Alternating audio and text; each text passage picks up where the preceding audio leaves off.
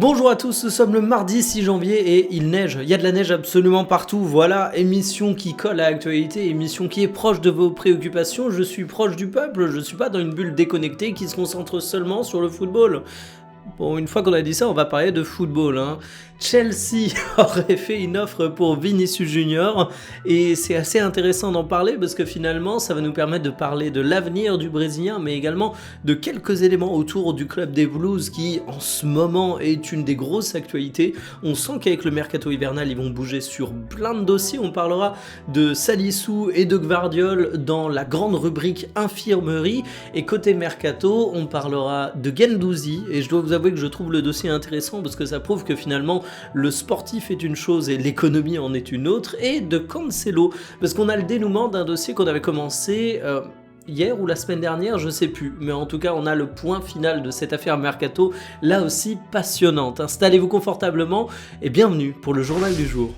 Le Guardian nous informe que Chelsea préparerait une offre de 160 millions d'euros pour Vinicius Junior afin de le recruter dès ce mercato hivernal. Oui, vous avez bien entendu. Alors concrètement, pourquoi Chelsea pense avoir les moyens d'attirer la star du Real ? Eh bien déjà, Vinicius Junior, il a un contrat qui expire en 2027. Ça fait qu'au bout d'un moment, ça devient un sujet de plus en plus pressant de le prolonger. Et à défaut de prolongation, le Real Madrid pourrait être OK pour le céder. Deuxième élément du côté de Chelsea, le contexte qui est de plus en plus tendu, on l'a vu avec les supporters lors du dernier match du Real, mais finalement ça traîne depuis déjà quelques semaines pour pas dire quelques mois, et on sait également qu'avec son coach Xabi Alonso c'est relativement compliqué, donc finalement tout ça, ça fait que du côté de Chelsea, tu te dis que tu peux lancer ta canne à pêche et que tu as une petite chance de l'attirer. En plus, j'ajouterais des éléments personnels, c'est que Chelsea c'est un gros club, un club qui peut prétendre à aller chercher les plus grandes stars du monde, ils ont les moyens pour ça, ils ont le championnat pour ça parce que la première ligue est attractive, ils ont la compétitivité pour ça parce que tu sais que tu rejoins pas une équipe de tocards pour dire les choses très franchement. L'autre chose qui me fait dire que c'est très crédible pour Chelsea, c'est que du côté des Blues, il manque une vraie star. Alors ok, on pourra me parler de Cole Palmer, mais on sent que c'est pas non plus un mec qui a l'ampleur internationale de Vinicius Junior, c'est une star incroyable en Angleterre, je pense qu'on le mesure mal en France, mais de manière internationale, c'est quand même beaucoup moins fort que le Brésilien, et tu te dis qu'aller recruter Vinicius Junior, bah déjà t'aurais la place tactiquement dans l'équipe, et en plus, bah tu pourrais avoir cette fameuse incarnation dont manque peut-être le club anglais, eux qui vont se positionner sur énormément de jeunes joueurs extrêmement intéressants, mais où t'as peut-être pas une superstar. Maintenant qu'on a dit ça, je dois vous avouer que même si le Guardian avance avec beaucoup de certitude sur le dossier, même si Chelsea qui fait une offre, ça veut pas forcément dire dossier qui aboutit, j'ai du mal à croire à une issue favorable pour le club anglais. Pourquoi ?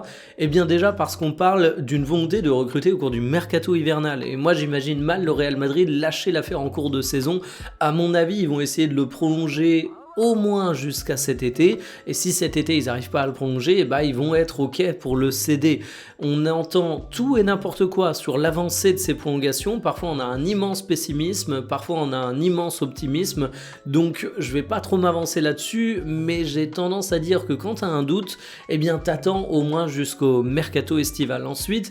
du côté de Vinicius Junior, j'ai quand même du mal à l'imaginer du côté de Chelsea, c'est un très grand club, extrêmement compétitif, extrêmement riche, je l'ai dit, mais pour autant je mets pas Chelsea dans le top des clubs. C'est un top club, mais ça fait pas non plus partie de cette catégorie de clubs qui sont dans l'élite de l'élite. Il suffit de regarder en Angleterre, t'as Arsenal qui est devant, t'as Manchester City qui est devant, t'as Liverpool qui est devant, à la fois actuellement dans le classement de Première Ligue, mais aussi au cours de ces dernières années, et j'aurais tendance à dire que ces trois clubs sont devant en termes de prestige, mais aussi de performances récentes. Donc en fait, Chelsea qui veut Vinicius Junior, ça m'apparaît comme quelque chose de cohérent. Je comprends que le club anglais se positionne dessus, mais Vinicius Junior qui cède aux sirènes de Chelsea, j'ai du mal à y croire. Je le vois plus prolongé au Real Madrid à l'heure actuelle, et qui sait, peut-être qu'on aura une surprise du côté de la Saudi Pro League, mais ça, je pense que tant que je verrai pas Vinicius Junior poser avec un maillot de Saudi Pro League, j'aurai du mal à le croire.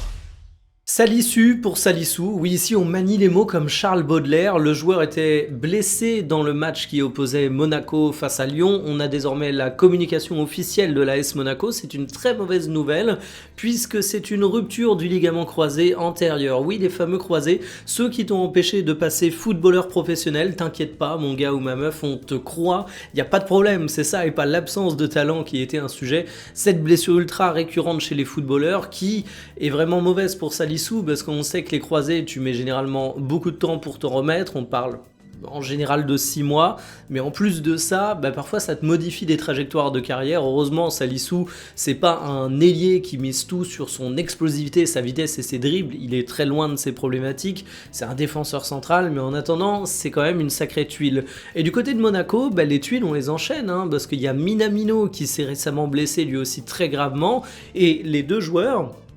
sont des titulaires pour l'AS Monaco et ça s'inscrit en plus dans un contexte où tu es actuellement 9ème de Ligue 1, extrêmement loin des objectifs. Je rappelle qu'au début de saison, on se disait le Paris Saint-Germain va gagner la Ligue 1 et tu vas avoir une lutte pour la place de dauphin entre l'Olympique de Marseille et l'AS Monaco. Sauf qu'aujourd'hui, l'AS Monaco, la place de dauphin, ils la regardent de très loin, ils sont à 16 points et tu peux dire que même la lutte pour le podium, ça semble aujourd'hui être un objectif absolument délirant. Donc, saison de crise pour Monaco où les pépins s'enchaînent, où ils n'ont pas beaucoup de chance, donc franchement, bon rétablissement à Salissou et force aux Monégasques.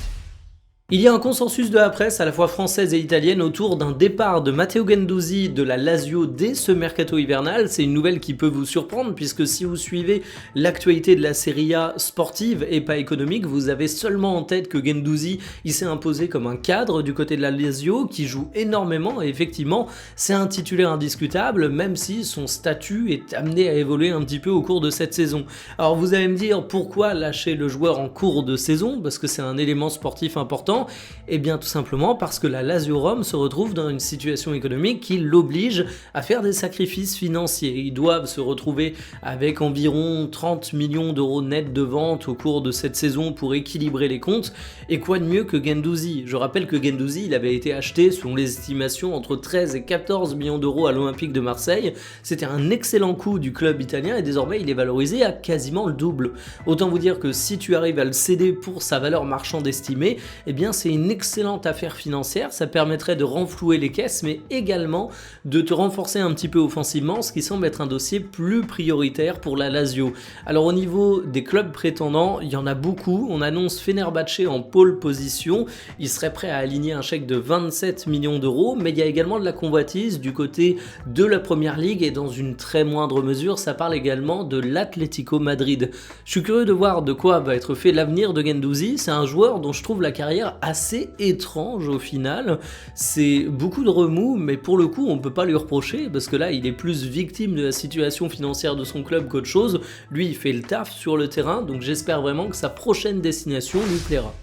Cancelo va revenir au Barça dans le cadre d'un prêt payant de 4 millions d'euros. Le FC Barcelone a doublé l'Inter Milan sur ce dossier. Le joueur donnait sa priorité absolue au FC Barcelone selon Fabrizio Romano. Ça lui permet de revenir dans un club compétitif après un court passage, mais un passage lucratif on n'en doute pas, du côté de la Saudi Pro League. Alors c'est un coût absolument énorme au cours du mercato hivernal parce qu'il faut mesurer qui est Cancelo, c'est quand même un latéral de top niveau. J'en parlais il y a quelques jours, moi j'ai quand même un facteur d'interrogation sur lui, c'est ses blessures où il a eu beaucoup de pépins physiques dernièrement, mais en attendant, le FC Barcelone peut se targuer d'avoir une attractivité toujours aussi grande parce qu'ils ont clairement doublé leurs concurrents italiens dans le dossier. Ça va amener de la concurrence sur le côté droit pour Jules Koundé, un Koundé qui est excellent au Barça, mais dont sa saison n'est sans doute pas la meilleure, très loin de là. On peut se dire également que ça permettrait éventuellement à Koundé de dépanner en charnière centrale, avec le déclassement d'Araujo, ça pourrait faire sens et ça permettrait aussi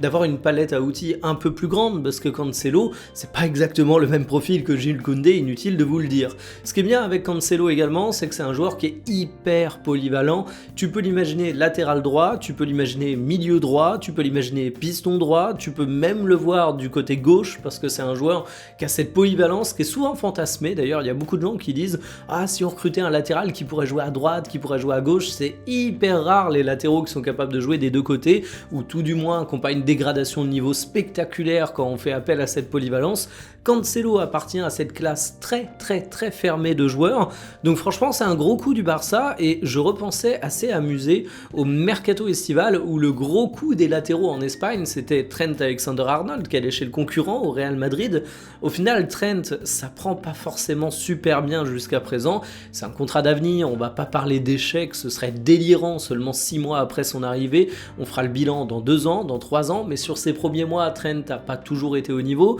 Trent a eu beaucoup de blessures, et ça se trouve à la fin de cette saison 2025-2026, le coup des latéraux du côté des gens espagnols, ce sera davantage du côté du Barça avec Cancelo. Rendez-vous dans 6 mois pour faire le bilan, je suis curieux de voir ce que ça va donner.